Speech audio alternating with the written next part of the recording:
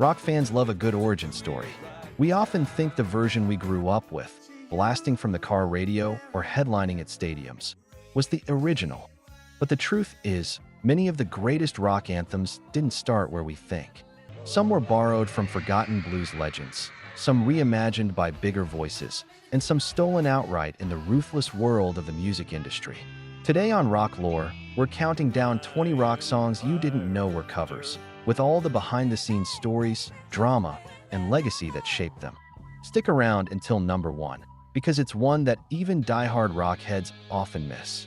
And hey, if you're into deep rock stories like this, don't forget to subscribe to Rock Lore and check out our other countdowns when we wrap this one.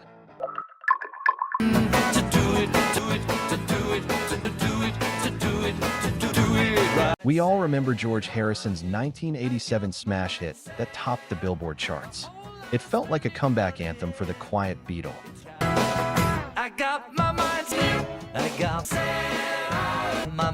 But the song wasn't his. It belonged to James Ray, a soul singer who recorded it way back in 1962.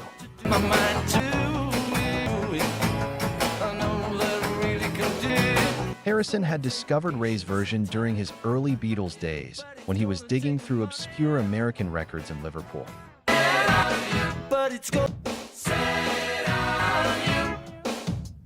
The Beatles even jammed on it privately, but Harrison waited 25 years to record it. His slick, Jeff Lynne-produced version gave it that glossy late 80s feel, but at its heart, it was born from the deep grooves of 60s soul.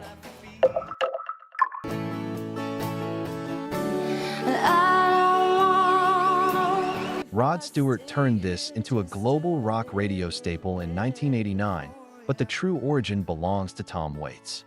And the sky don't mean nothing to you. Waits released it on his 1985 album Rain Dogs, a gritty, avant-garde masterpiece.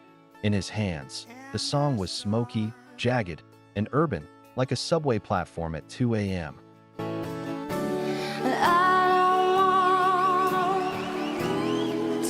Stewart heard it, stripped it down, polished it, and turned it into a stadium ballad. Critics slammed him for watering it down, but fans loved it, and it shot to the top of the charts. Stay here just a little bit longer. The irony? Stewart's version helped new fans discover Tom Waits, who went from cult figure to being recognized as one of America's great songwriters.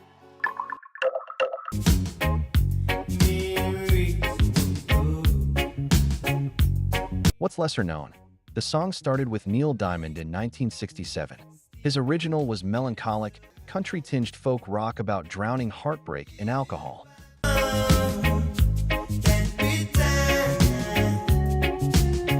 UB40 took it, gave it a reggae pulse, and flipped it into a global sing-along. Stay close to me. Fun fact, Neil Diamond loved UB40's version so much he started performing their arrangement in his own concerts.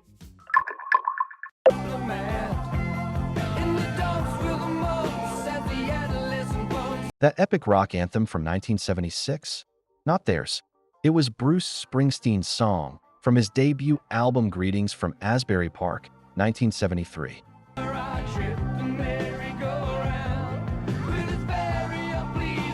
Springsteen's version was fast, poetic, and filled with dense lyrics.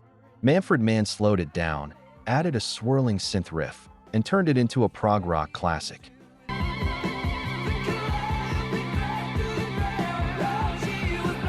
It became Springsteen's only #1 single in America, but through someone else's voice.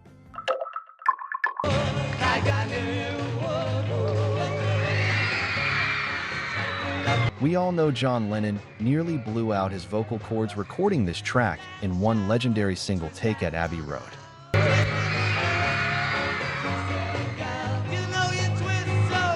But the Beatles didn't write it. It first came from the top notes in 1961, then became a modest hit for the Isley Brothers in 1962.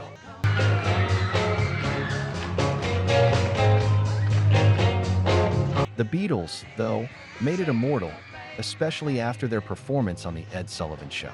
It became the moment rock and roll officially exploded into mainstream culture.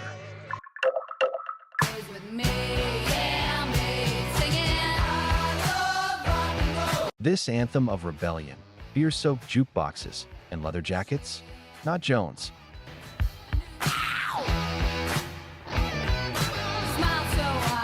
It was originally written and recorded by a British band called the Arrows in 1975.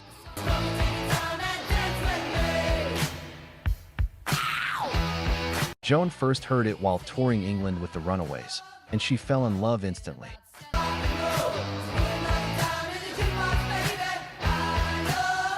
Her version in 1982 captured the sneer, grit, and punch the song always deserved, turning it into a #1 hit that stayed at the top of the charts for 7 weeks.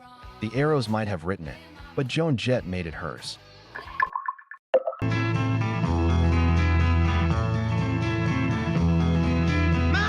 The Animals' 1964 recording is legendary, a 6-minute epic that many call the first folk rock song.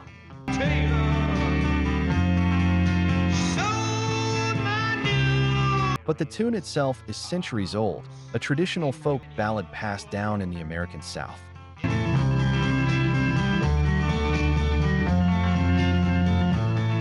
Early versions were sung by Woody Guthrie, Lead Belly, and Josh White. The Animals heard Bob Dylan's folk rendition and decided to electrify it.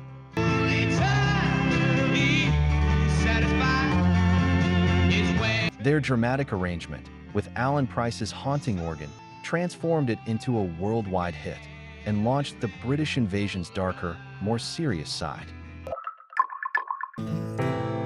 But I remember everything. Few songs in rock history cut as deep as Johnny Cash's 2002 version of Hurt. With his trembling voice and stark video, it felt like a farewell letter. Become my sweetest. But it began as an industrial rock song by 9 Inch Nails, released in 1994. Have it all.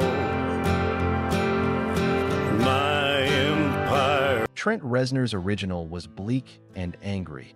Cash stripped it down to its bones, turning it into a devastating reflection on mortality. Make you hurt. Even Reznor admitted, that song isn't mine anymore.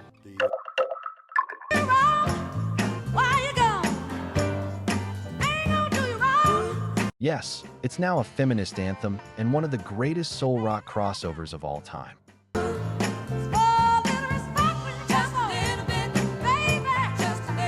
But the song was originally written and performed by Otis Redding in 1965. His version was about a man demanding respect from his partner.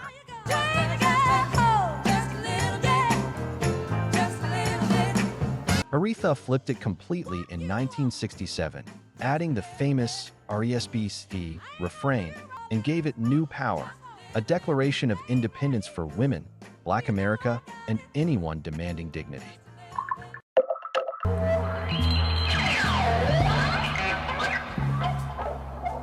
One of Zeppelin's heaviest, most psychedelic staples was actually lifted from Jake Holmes, a New York folk rock singer who wrote and performed it in 1967.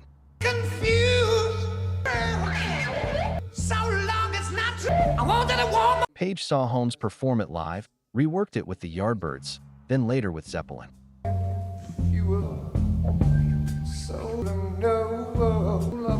The song morphed into a bombastic epic with bowed guitars and thunderous riffs.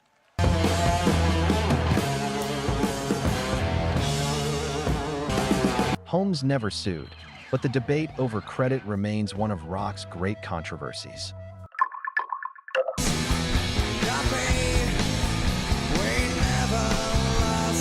Nirvana's MTV Unplugged performance in 1993 made this song a haunting anthem for Generation X.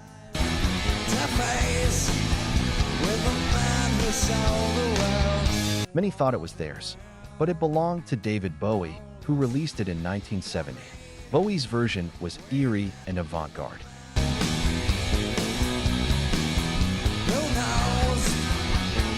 Nirvana stripped it down into something raw, fragile, and wounded.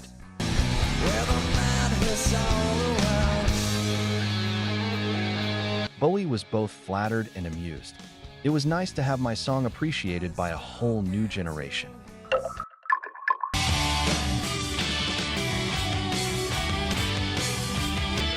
The Clash's 1979 punk cover became one of their most iconic songs.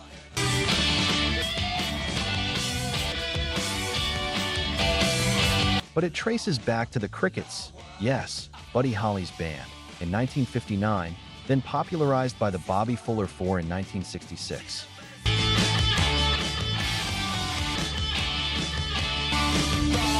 Fuller's version was a hit, but the Clash's snarling delivery turned it into a punk battle cry, a song forever tied to rebellion and defiance.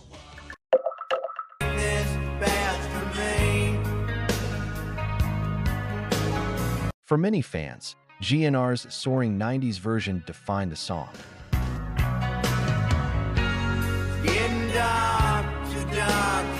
But the original is from Bob Dylan, written in 1973 for the soundtrack to Pat Garrett and Billy the Kid.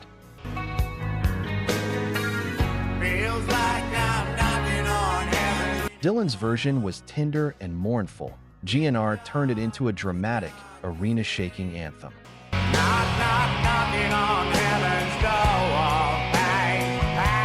Both versions now coexist as classics in their own right.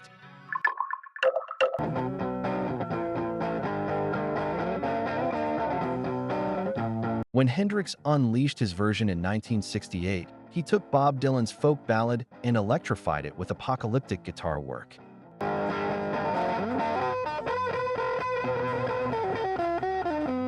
Dylan himself later admitted he preferred Hendrix's take, performing the song in Hendrix's style from then on.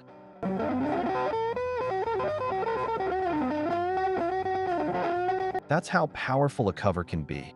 It rewrites the original's legacy. Now I'll run from you. This tainted love you. Dominated the new wave era started as a soul B-side by Gloria Jones in 1965. Oh, tainted love. Tainted love. Her version went largely unnoticed until Soft Cell dug it up and reimagined it as a minimalist, pulsing electronic track. You don't really want any more from me to make things. The contrast between its dark lyrics and catchy beat made it a global phenomenon.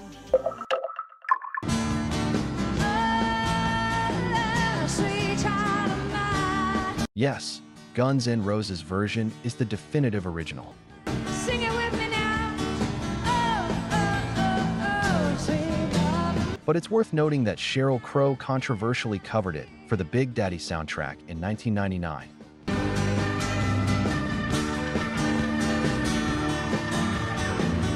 Fans and critics alike called it one of the worst covers of all time.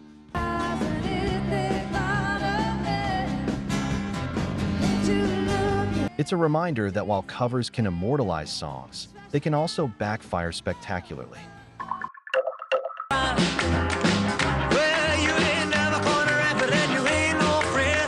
Elvis made this 1956 hit his own, snarling it into a rock and roll anthem.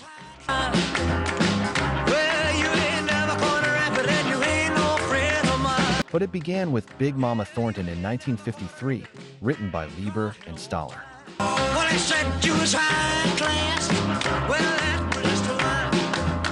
Thornton's version was raw, bluesy, and powerful.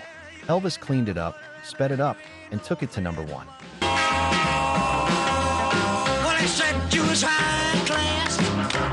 The cultural impact?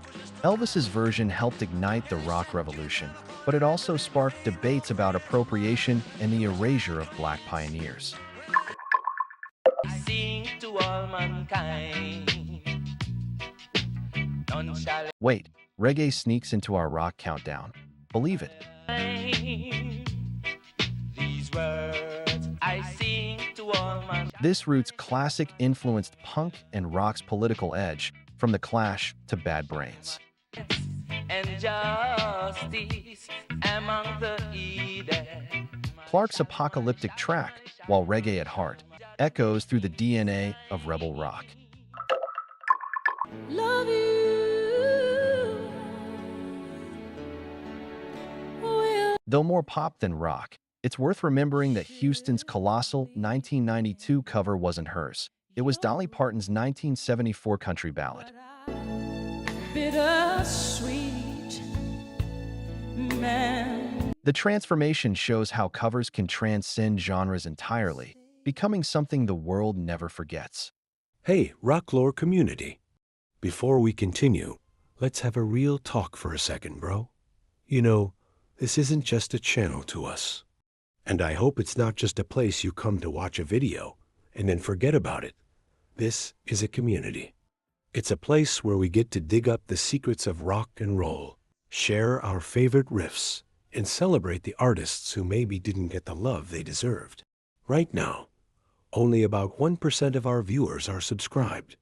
We can change that together and grow this community. All you have to do is hit that subscribe button with the notification bell on.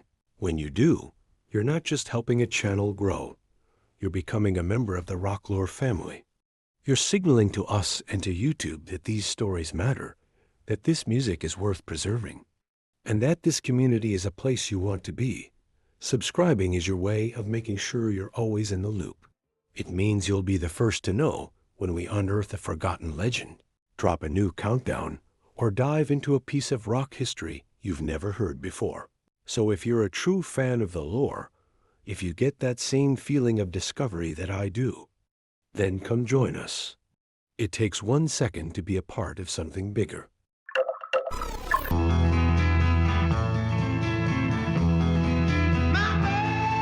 We return here because no other cover story embodies rock's evolution better.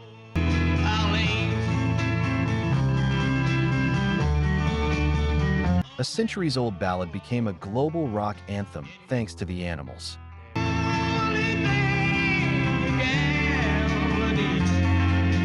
It's proof that music never dies, it just evolves. If you enjoyed this episode, then go watch this video.